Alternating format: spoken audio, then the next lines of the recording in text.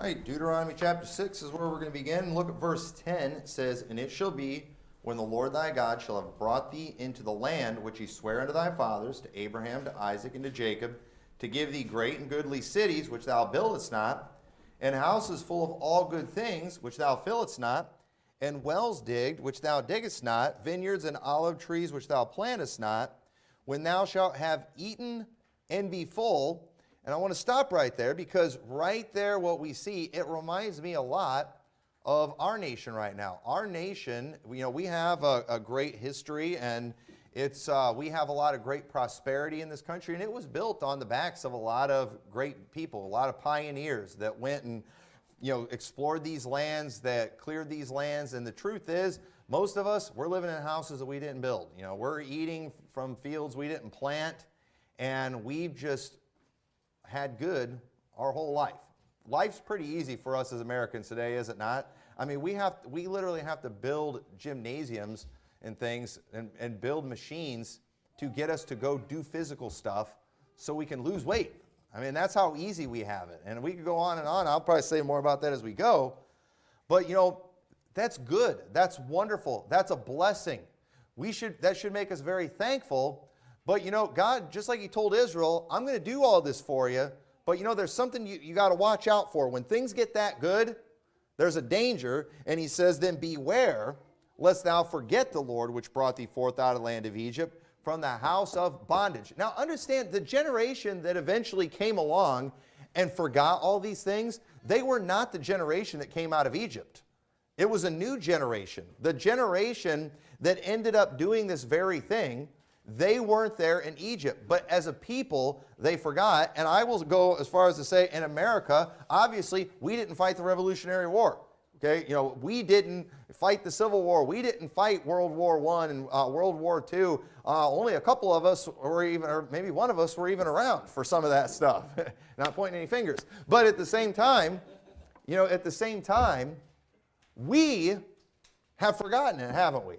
There's a lot that we have forgotten as a nation. Our nation has forgotten where we came from. Our nation is enjoying great prosperity that it did not always have. And as a result of that, we have forgotten God. And what a shame that is. And we're going to be talking about why we're not thankful today. And as I started preparing this message, like, oh, good, it's a Thanksgiving message. This is going to be, that's usually a lighthearted, happy sermon. But, I started thinking, I was looking into some scriptures about why people aren't thankful. And as I started studying it, all of a sudden I'm like, man, this message is going to get a little depressing. This message is going to get a little dark for a Thanksgiving message. But I do think we need to address these things, because this is just the reality. It's an ugly truth. So, if you were looking for a feel-good Thanksgiving message today, this isn't really going to be a feel-good Thanksgiving message today. But I am going to preach a truth. And hopefully it will make you be good. And it might not make you feel good, though. So first off, though, we're celebrating Thanksgiving this week. And I do want to say a little bit about the tradition of celebrating the holiday of Thanksgiving. First off, I think it's a great thing. I think it's a great idea to have something like that. This dates back to the early history of Plymouth and Massachusetts Bay colonies. I'll read a few things about it. When post-harvest holidays were separated on the weekday, regularly set aside as lecture day, a midweek church meeting where topical sermons were presented. A famous Thanksgiving observance occurred in the autumn of 1621 when Plymouth Governor William Bradford invited local members of the Wampanoag tribe to join the Pilgrims in a festival held in gratitude for the bounty of the season. And some of this stuff I'm going to read to you too. I'm just going to let you know the source.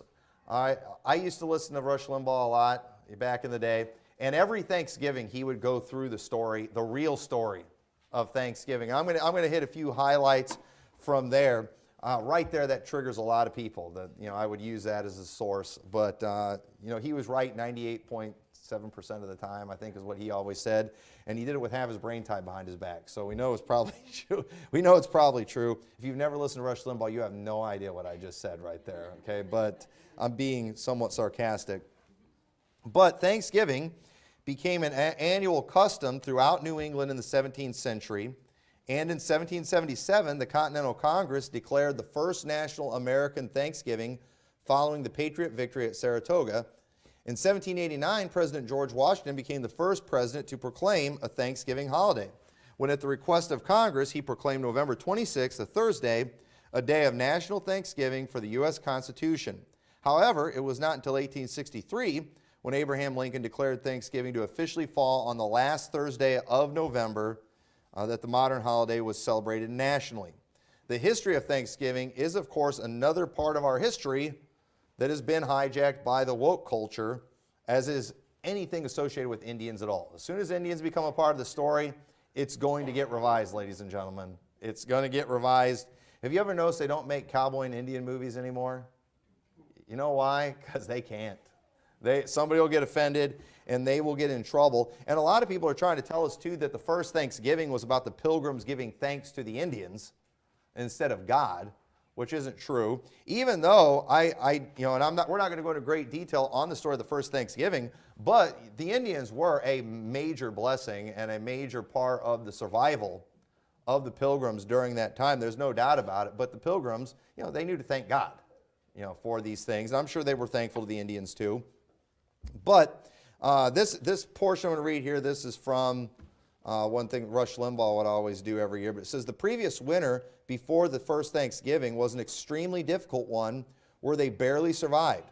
It is true that the Indians greatly helped the Pilgrims, and they probably wouldn't have survived if it hadn't been for all the help they gave them. The thing that no one wants to talk about is why things were so bad in Plymouth. They had tried socialism, and it had failed them. Half of them starved to death, including Bradford's own wife. That is what nobody talks about when it comes to the first Thanksgiving.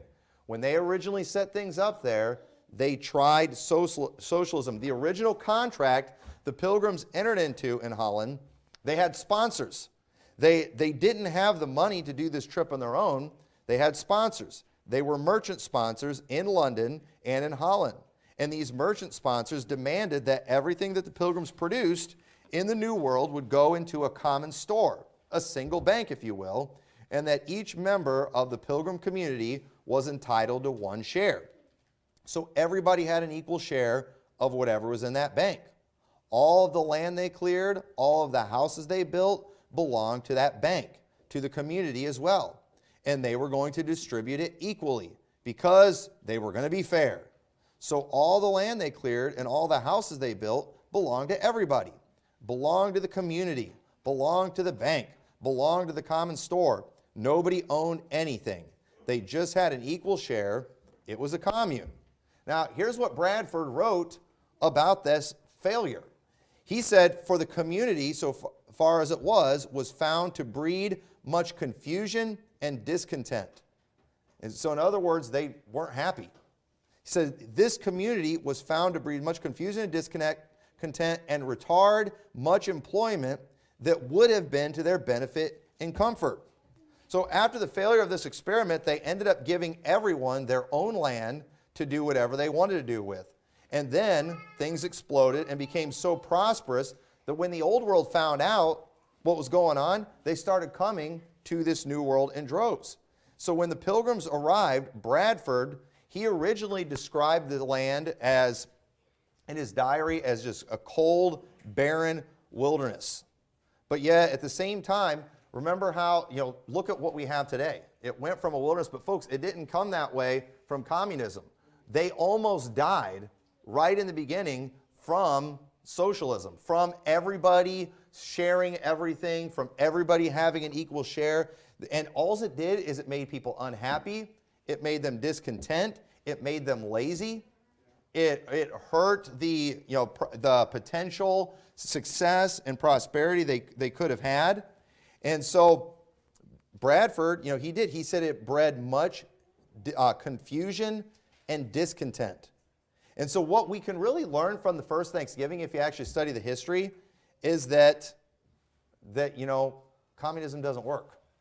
Now, you wonder why they're updating that in the public schools? Do you wonder why it's politically incorrect to even talk about these things in the public schools? Because they don't want people understanding this. And the truth is, what Bradford ended up figuring out, what the Pilgrims ended up figuring out, is really what the Bible has always taught. The Bible has always, has never taught this attitude of just everybody having an equal share in everything. It has always been down on being lazy. And I could spend an entire sermon today talking about generosity and sharing and helping those in need. And there's a ton of scripture on that. And during this time of year, we hear a lot about sharing, a lot about giving. Some of you all are going to start giving tips to the cashiers at Subway when they ask for a tip, because it's the holiday season, you're supposed to be generous. Anybody getting tired of them just asking for money every time you go buy anything? And you go to the gas station, they always want you to round up to the next dollar to give to veterans or something that we're, all supposed to be for. And even if I'm for it, I'm like, I want a soda. If I want to make a donation to a veteran, I'll go make a donation to a veteran. I'll go find one that I know personally, and I'll give him the 2 cents. They wanted me to round it up this morning to 2 cents. $20, I said no. Listen, we've got enough veterans around here. If I want to give 2 cents to a veteran, I'll give one to one I know personally. And they won't care. But anyway, so the thing is, we're going to hear all that, but the problem we have in our country today, the reason there's so much depression today, the reason there is so much unthankfulness today is because we have bred a lot of discontent and confusion because of our socialist path that we're going down. We are not making people happier by giving them everything. It's not happening. And the truth is that, there was a time when if you were lazy, if you were good for nothing, this land, it would kill you. I mean, if you were just weak, the land would kill you. Now, thank God that, we have things to help keep us from getting killed. Okay, I'm thankful for that. But at the same time, mankind was never intended to be lazy and just good for nothings. And it never makes people happy. And we've got an attitude in this country, if we just keep giving people stuff, we just keep giving people money, then everything's going to be fine. Folks, we are giving people more than ever, and yet look at mental health. It's getting worse and worse. We have the saddest generation, the Gen Z, is that what they call them, the saddest generation? Is one of the titles they have for them. And they've been handed everything. And I'm telling you, it doesn't work. And the truth is, God saw these things way before America figured it out. They figured it out back then. You know what? Instead of everybody having an equal share that's making people lazy, let's just give people land and let it be theirs and let them do what they want to with it. And when they did that, things were prosperous. Things exploded. And let me tell you something too. This attitude or this idea of land ownership and things, it's not an American concept. It's a biblical concept. I mean, I couldn't believe when I heard a Baptist preacher say that that's an American concept and it's not biblical. I was like, have you ever read the Bible? Have you ever read the Old Testament? That was the kind of thing I expect to hear in a church with a rainbow flag in the front of it. I'm like, are you kidding me? But folks, America, they figured out a lot of these things. Some of it maybe from the Bible, some of it from testing other things. But the Bible's very clear on this. We're going to look at some scriptures. But first off, we need to understand God created man to work. You want to know why we have so many unhappy people in our country today? You want to know why we have so many unthankful people? Because they're not working. And folks, they're not working, but they're not unthankful because they don't have enough to eat. They're not unthankful because they're not sheltered and because they're not warm. Folks, they're unthankful, they're sad, they're miserable because they're not working. We see in Genesis 2:15, this is before the fall. This is before the curse. It says, "And the Lord God took the man and put him in the Garden of Eden to dress it and to keep it. And the Lord God commanded the man, saying, Of every tree of the garden thou mayest freely eat." God gave Adam a job.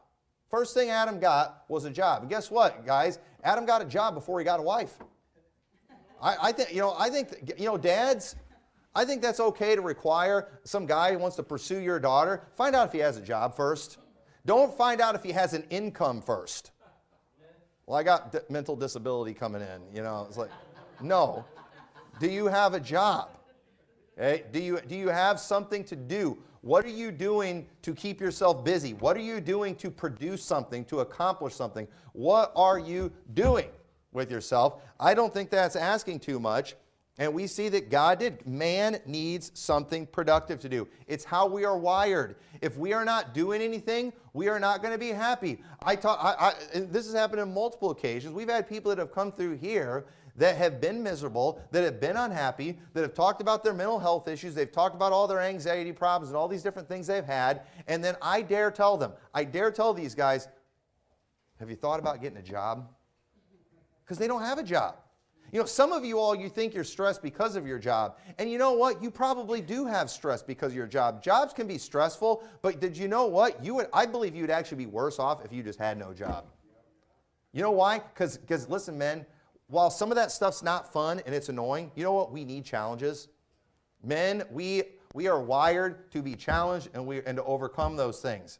And we do. There's all kinds of junk that everybody has to deal with on their job. Everybody dreams of just, lying out on a beach somewhere and just doing nothing but eating and enjoying the sun and the water and the sand between your toes and all that kind of stuff. But you know what? Even that would eventually make you miserable. And you know what? Go to these places. Go out to some of these beach areas where there's all these homeless people that don't have anything to do. And you know what? Not only are they well fed, but they're also miserable and are ODing on drugs all the time. It doesn't make them happy. Man needs work to do, and I'm telling you, our country, we are not helping people by just giving everything. And talking about all these entitlements. And we are, and then they're giving out all these stimuluses, and folks, the welfare has gone off the charts in the last couple of years. I mean, and don't get me wrong, we got a ton of welfare, during all the stimuluses and all that stuff, and that's what it was welfare. And we took it. And you know what? It wasn't enough. They can't give enough. But the truth is, it's not their job to even do it. And they can give me another stimulus check, and I'll spend it just like that. But it's not going to help. These things are not how these things need to be. We are meant to work. Women too. God made women for very special work, okay? And it's not the same as man work. Okay, ladies, I don't think you ought to be working out on oil rigs and under cars and doing all the, a lot of the stuff that men do. Okay, I'd feel bad if I saw your wife out baling hay on the farm and wrangling cattle and all that kind of stuff. I mean, bless her heart if she can do that. But the truth is, women, you need something to do too. You need something to keep you busy. And I don't really need to say much about this because I see busyness running all over the place around here. And listen, they stress you out. They drive you crazy. All right? I mean, I'm not even going to ask how many women have had emotional meltdowns, in the last week. I mean, if you're going to have those things. But let me tell you something, ladies. I've been pastoring for a long time. Some of the craziest women I've ever known are ones who don't have kids. Listen, we had a lady one time, she called me up begging me to have my wife come sit with her in her house. We had five or six kids at the time, I think 5. And I'm like, she can't. She has 5 kids to take care of. She has me to take care of. But she would get every evening, she would just get so stressed, so anxious. And while she's like telling me and she's like starting to cry, she literally started screaming on the phone. And I didn't send my wife over there. And I remember we were talking about it. It's like, what does she have to be stressed out about? She doesn't have a job. She doesn't have any kids. She doesn't have any living at home. She doesn't have a husband to take care of or anything like that. What does she have to be stressed out about? But let me tell you, I've never met a more stressed out, crazy person. You know why? Because women aren't wired to just be alone doing nothing. Okay, especially younger women. Okay, so eventually we're all going to get older, and yeah, when you get to a certain age, you don't have to do all that physical stuff anymore. But that's why in 1 Thessalonians 5:13, when it was talking about taking in widows, they could take them in if they were over a certain age. But he says the younger refused. Says why? Because withal they learn to be idle, wandering about from house to house, and not only idle, but tattlers also, and busybodies, speaking things which they ought not. And folks, we've all been to church with women like that. They're the most miserable ones in the world. And so what was the solution? That they get a husband, that they bear children. That was the solution to these things. They need something productive to do. And folks, there is no greater job than just raising kids, taking care of kids. It is a wonderful thing. And so we see God created man to work. So he said, I will therefore that the younger women marry, bear children, guide the house, give none occasion to the adversary to speak reproachfully, for some have already turned aside after Satan. And so listen, when men and women get idle, we all get in trouble. Okay, what is it that happens with teenagers a lot of times when they're younger? They have too much time on their hands. You know, they get around a bunch of other teenagers, and what happens? They get bored, and then they get in trouble. And let me tell you, you know, your boys, when they get to a certain age, you need to keep them busy. Okay? When they get to a certain age, you know, school's not going to keep them busy enough. They need to get a job too. You've got to do something to wear them out. You have to do that. And even when they're little, you have to do something to wear your kids out. You just need to do that, and plopping them in front of video games 24/7, that's not going to cut it. That's not going to do it. Boys especially, they are wired to do physical things and to be crazy and to throw stuff and you know, and break things. And so you gotta send them outside and let them do that stuff. You've got to let them dig holes. You've got to let them hunt animals. You've got to let them create weapons. And you know, all these things. I was thinking about this the other day. I used to spend hours. I always wanted to get a knife that I could throw. I always wanted to be able to like throw knives and things. And I remember I didn't have one I could use. I went and I found a chisel. It was like an old metal rusty chisel that I dug up. And we had one of these grinders in our garage, an electric grinder, and I decided I was going to like sand that thing down to where it was like a knife and it would be sharp so I could throw. I spent hours and hours on that thing, just grinding that thing down to where it was sharp so I could just throw it and stick it into things, you know, and feel awesome doing it. And it never had the right balance, never worked. But you know what? That kept me busy for hours and hours. That kind of thing kept me busy. I mean, I'm thankful I grew up living on a farmhouse. And I would get in trouble sometimes. We had a cow pasture. I went out there one time. We had a great big hole out there where there was this drain tile for the field. And I used to plug it up. I had a little stool. I'd tie a rope around there. I'd plug that hole up. And then the water would all fill up. And then I'd pull the stool out. And it would create a big whirlpool. And that was just awesome. Well, we had a bunch of rain, and a bunch of farmers, they figured out, or they started wondering why the field wasn't draining like it should. And they like came out there one time and found that thing. And then they came to the house wanting to talk to me. And I admitted to doing it. And there was like, I'm not kidding, there was like 8 of them. And they chewed me out. And like, we're talking about how they could sue me and stuff. I never did that again. So I would get in trouble sometimes. But at the same time, you know, I wouldn't trade it. That traumatized me pretty good. I never went in that cow pasture again. Never. We moved from there not that long after that, and I hoped those farmers would never find me. And I was always wondering about statute of limitations and stuff, because I knew eventually they wouldn't be able to sue me. But anyway, you know, and listen, your boys are stuff like that's going to happen. And let me tell you, parents, when your boys do stuff like that, you know, when they break things and just, you know, do destructive things, they break their arm, always remember there's worse things that can happen to them. They can turn into one of these soy boys that hang out at Starbucks all the time, you know, tweeting about how oppressive the government is and how they need more welfare. Okay? I would rather my boys be getting in the kind of trouble I got into. I would rather them be trying to make knives that they can throw in trees and stuff like that. There's so many worse things that can happen. But either way, we've got to be busy. You get idle, you get in trouble. So throughout the Bible, we see that when things got good, they would forget God. The first passage we looked at, Deuteronomy, he said, beware lest you forget when you're living in houses that you didn't build.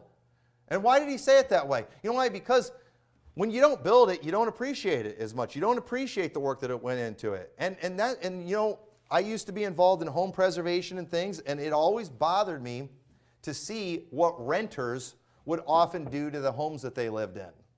And listen, there's nothing wrong with renting a house. I've rented houses for years in my life. But you know what I didn't do? I didn't go trashing the place. And you know, but people do that because they don't own it, so they don't care. You know, I just won't get my $1,000 deposit back. But, you know, and they know they've done more than $1,000 worth of damage. But folks, we need to appreciate what we have. You want to know why a lot of these neighborhoods are falling apart? Because a lot of these houses are owned by slumlords, and people living in them don't give a rip about the place. They're letting the place fall apart. They're letting it deteriorate. And it's just bringing the whole neighborhood down. And it's a shame when that kind of thing happens. People need to have their own property so they will take care of it, so they will appreciate it. And if we wanted to improve Rock Falls, the last thing we should just do is give everybody free rent. It'd be better if everybody was owning their houses and and appreciating what they have, and then they might actually start taking care of it. But people don't take care of things that they don't own. And that's why, again, private property, it's better. It's better for everybody when people own things. And so we've got to make sure that we appreciate what we have. And because when you don't appreciate it, you forget. And we must always be consistent and diligent in our worship and service for God. Remember last week's message, talking about being instant, in season, out of season. As Christians, we have to make an effort. We have to have the wisdom to make the effort to remind ourselves of God and to remind ourselves of what He's done for us, to remind ourselves of where we came from and how things used to be. Otherwise, we're going to forget. We can forget about our salvation. We can forget what God saved us out of. We can forget why we are where we are at today. And when that kind of thing happens, it's bad, and it is. It's worse for people who just had it handed to them. That's why we're seeing so many people in my generation who grew up in the IFB throwing it all away. You know why? They don't appreciate what they have. They didn't come out of the things of the world. They didn't have all the baggage that their parents carried over with them. They don't realize how challenging it was for them to say no to the things of this world. And maybe their parents did get a little overboard with some of their rules and things. Maybe they were a little too extreme when they're like, we're not going anywhere near alcohol. We're not even going to a restaurant that serves alcohol. But maybe it's because they used to struggle with alcohol. You and I, we think, well, that's kind of excessive. But that's because we've been blessed to never have struggled with that stuff. And that's a blessing. But you know what? In my generation, instead of them saying, thank God I haven't had to deal with that, you know what they're saying? I think it is okay to drink, as long as it's in moderation. And it always starts with wine. It always starts with wine because, after all, Jesus turned the water into wine, right? And wine can't mean grape juice. Otherwise, the King James Bible would have said grape juice if you asked them. And you know what? As soon as they start drinking wine, it never stays there. Eventually, it's whiskey.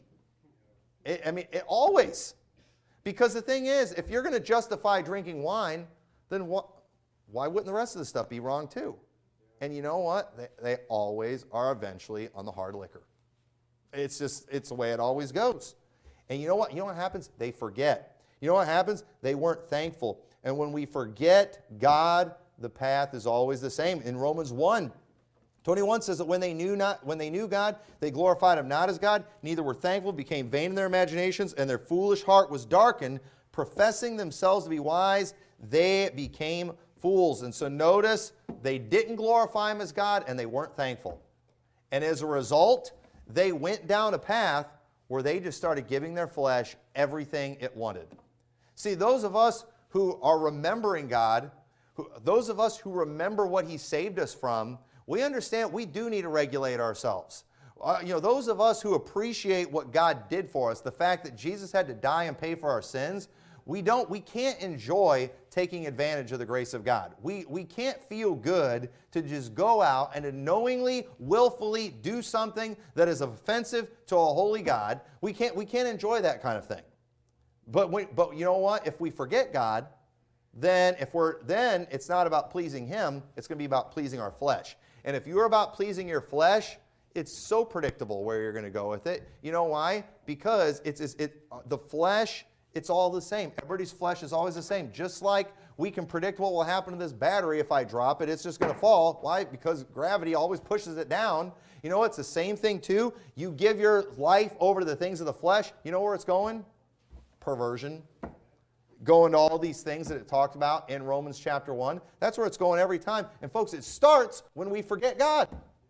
And when you forget God, the first thing that's going to happen is you're not thankful. And imagine living in a country where we do have freedom for the most part, where we do have heat for the winter, we have air conditioning, we have all this technology, we have cars, we have an abundance of food, and yet people aren't thankful.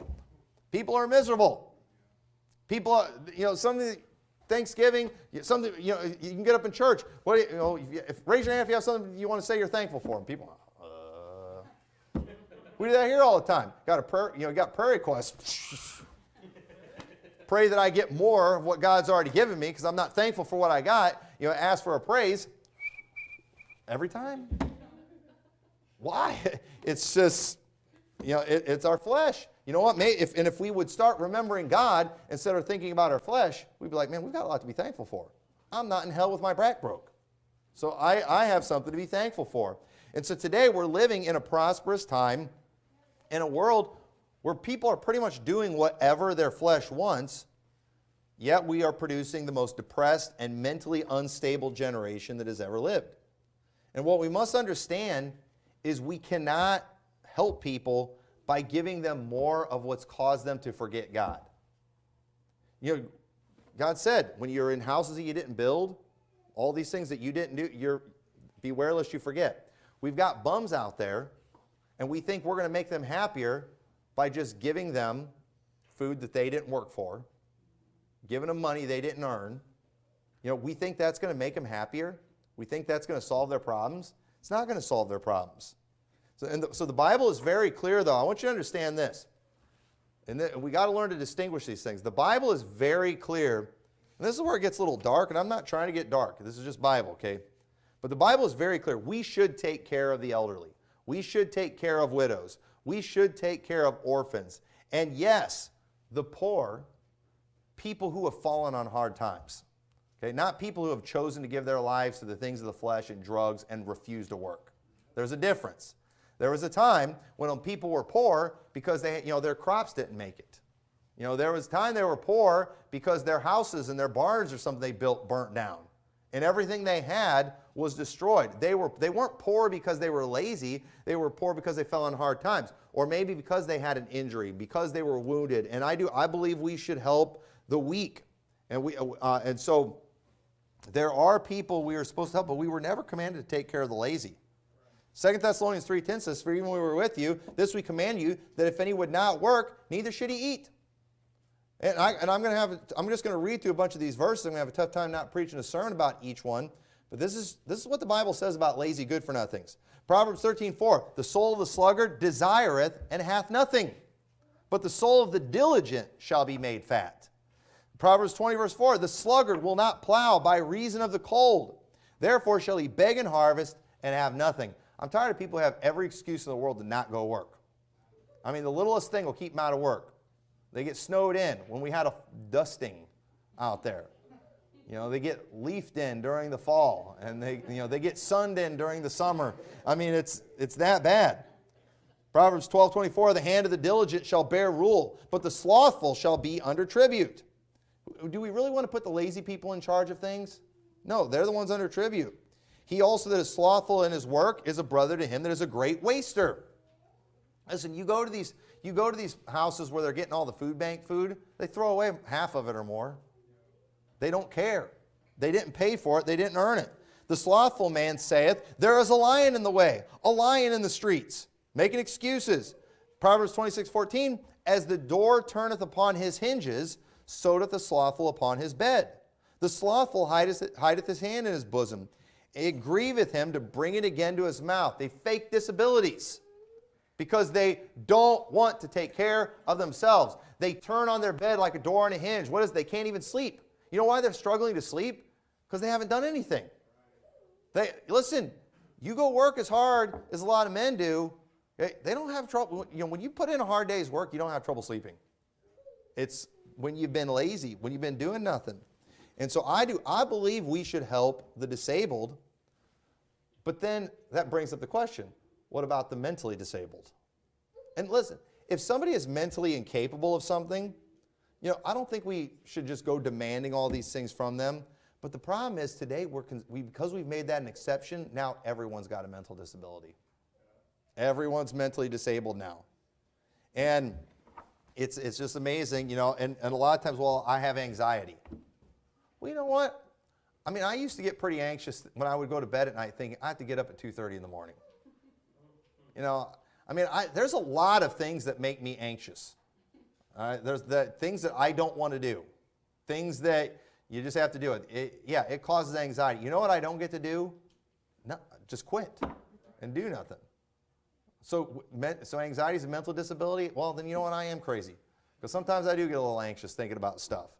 When you get some of the phone calls you get and things you have to deal with, sometimes the pastor is just like, Yeah, you do. You get a little nervous. You get a little anxious. I didn't know I could just get a check from the government from that. But you know what, folks, it's ridiculous.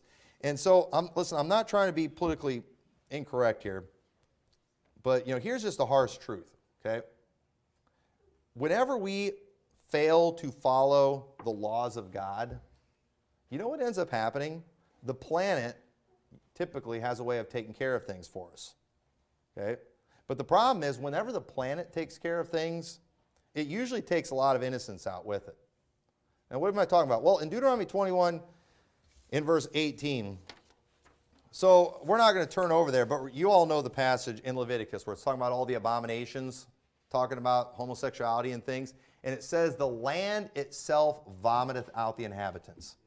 Okay, now what is that? It's called STDs. Okay, that's the land vomiting out the inhabitants. Now the problem with the diseases that come from perversion and wickedness like that is sometimes innocent people get it too.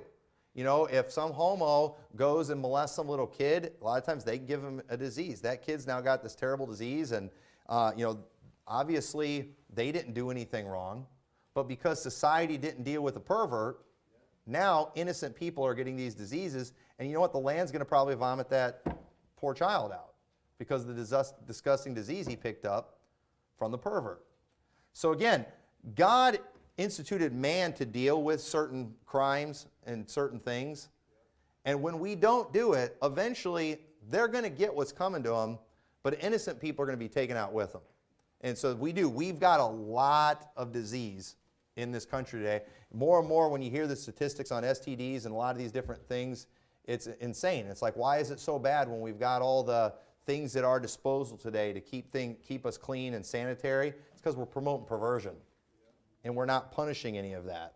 And so it's bad. But we're talking mainly about the laziness thing, okay? Because it makes people miserable. It makes them unhappy. And in Deuteronomy 21:18, it says, if a man have a stubborn and rebellious son, which shall not obey the voice of his father or the voice of his mother, and that when they have chastened him, will not hearken unto them, then shall his father and mother lay hold on him, bring him out into the elders of the city, and unto the gates of his place, and they shall say unto the elders of his city, this our son is stubborn and rebellious, he will not obey our voice, he is a glutton and a drunkard. And all the men of the city shall stone him with stones, that he die. So shalt thou put evil away from among you, and all Israel shall hear and fear. And people get so offended by this passage today, but the Bible's saying, listen, when you've got that guy, you've got an able-bodied man who is capable of working, but he's a good for nothing. He won't go to work. He's not helping on the farm. He's a glutton and a drunkard. He's just eating everything, not producing anything. Parents have beat him. It's not helped. It's not doing anything. You know what they do? They bring him to the elders of the city, and they stone him. Why? It says to put evil away from among you. You know why? Because being lazy and good for nothing and a glutton and a drunkard is evil. It is evil, and that kind of evil, folks, it spreads. And that's what happened in the 1600s in Plymouth. You had people being lazy. And because other people had to deal with it, it just made them be lazy too. It didn't make them work harder. It made everybody work less, and as a result, half the people died as a result of that. And so what we've got to understand is today, here's what we're up against. This is what's happening in our country, why we've got so much insanity going on in this country right now, and so much misery when we have so much prosperity, when we have so much technology. Because think about it, back then, people just wanted to be warm. They just wanted to be fed during that winter. But now, we want to be warm, fed, entertained, and we want to be well fed. Folks, this year, people are going to be calling the church, ask for money because they feel bad because they can't afford to buy their kids iPads for Christmas. We get those calls. I don't know what to say about that. But listen, technology has made survival very easy today, even for pathetic, lazy, good-for-nothing, evil people. And what technology has done, it's kind of had a negative side effect because technology, it's like a medication we can feed the land to prevent it from vomiting out its inhabitants. Okay, because again, Leviticus 18, 20-30, we're not going to read it, talks about all these things that will cause the land to vomit out its inhabitants. Did you know when your body is sick, sometimes it needs to throw up? But you know, typically, what do we do today when we have any kind of sickness? We take a pill to cover up a symptom. And the thing is, that's not always good. Sometimes we need to fix the problem.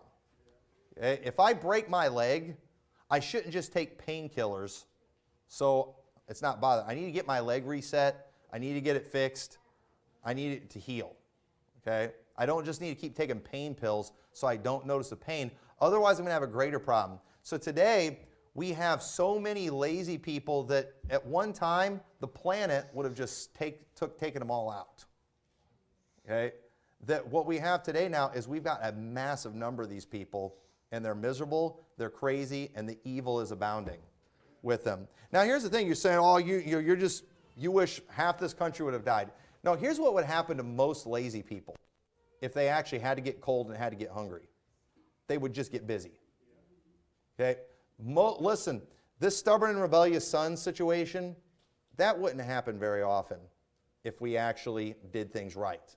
It would be very rare. But you know what? In our country, people they can just keep being lazy. And folks, it's not making them happier. They're committing suicide like crazy. They're getting it, more and more people are getting involved in all this internet junk. I mean, we've got people today that have virtual girlfriends. I just don't even know what to say about that. In places like Japan, they're paying women to go visit these guys to try to get them to come out of their apartments. Folks, you know how messed up that is? A guy who's so pathetic he won't leave his apartment, should die in the wintertime. He should die of starvation. But there's so much socialism and stuff that it's all being given to him and handed to him. But here's the thing about that. They're still miserable. They're so miserable. They're so unhappy. And I'm telling you, parents, don't ever feel bad because you couldn't give your kids everything that they ever wanted. It's probably the best thing that ever could have happened to them. You know what? Don't feel bad if your kids have to work for some things where everyone else is having it handed to them.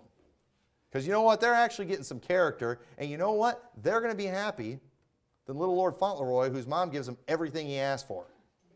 They're going to be more happy than him. He's going to be spoiled. He's going to be miserable. He's going to be threatening to commit suicide because they're not going to buy him a Ferrari or something like that. I'm telling you, where your kid will be thrilled that, you co-signed on a $2,000 car that he had to get a loan for. He'll be thankful for it, and will enjoy it, and he'll appreciate his car.